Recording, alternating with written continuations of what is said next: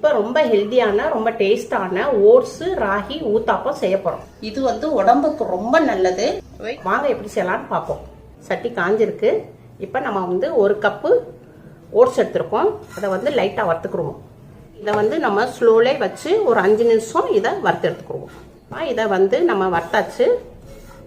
இப்போ இதை வந்து நம்ம ஆற வச்சு நம்ம மிக்சியில் போட்டு பவுடராக்கி கொண்டு வரேன். இப்போ ஓட்ஸப்பா நம்ம வந்து மிக்சியில் அடித்து பவுடராக்கி கொண்டு வந்தாச்சு. இப்போ வந்து இதை வந்து ஒரு பவுலில் போட்டுக்கிறோம். ஒரு 1/2 கப்பு ராகி மாவு, 1/2 கப்பு தயிர்ப்பா, அதையும் போட்டுக்குருவோம். தேவையான அளவு பிங்க் சால்ட், கொஞ்சம் கொஞ்சமாக தண்ணி ஆட் பண்ணி கட்டி இல்லாமல் நல்லா கலந்துக்கோங்க. நல்லா தோசை மாவு பதத்துக்கு நம்ம கலந்து எடுத்துக்கிட்டாச்சுப்பா. இது 5 நிமிஷம் ஊறட்டும். இப்போ நம்ம ஊத்தாப்பத்துக்கு மேலே போடுறதுக்கு காய்கறிகளை கொஞ்சம் ரெடி பண்ணிக்கிடுவோம்.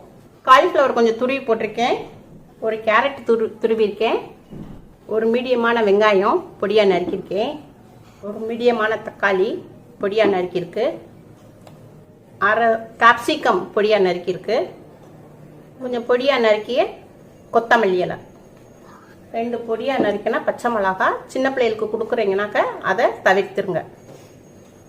1 ஸ்பூன் சீரகம், தேவையான அளவு உப்பு. இப்போ எல்லாத்தையும் மிக்ஸ் பண்ணிக்கிறோம்ப்பா. நம்ம எல்லாத்தையும் நம்ம மிக்ஸ் பண்ணியாச்சுப்பா. வாங்க ஊத்தாப்பம் ஊற்றுவோம்.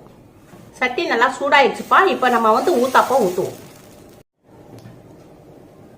காயெல்லாம் எல்லாத்தையும் மிக்ஸ் பண்ணி வச்சுருக்கோம் இல்லையா, அதை வந்து இப்போ வச்சிடும். வந்து வெறும் ஊத்தாப்பம் செஞ்சு தர பதிலாக இப்போ நம்ம காய்கறிகள் வந்து போட்டு பிள்ளைகளுக்கு கொடுத்தோம்னா ரொம்ப ஹெல்த்தியாக இருக்கும். நல்லா பரப்பி விட்டுக்கோங்கப்பா. இதை இப்போ திருப்பி போட்டுக்குருவோம்ப்பா. நல்லா வெந்துருச்சு. இப்போ திருப்பி போட்டுறோம். இப்போப்பா நம்ம வந்து டெய்லி வந்து அரிசி மாவு தோசை தான் சாப்பிட்டுட்டு இருக்கோம். பிள்ளைகளுக்கு டிஃப்ரெண்ட்டாக இப்படி செஞ்சு கொடுங்க. ரொம்ப ஹெல்த்தியாகவும் இருக்கும், ரொம்ப டேஸ்டாகவும் இருக்கும். அம்மாவுக்கு லைக் பண்ணுங்க, ஷேர்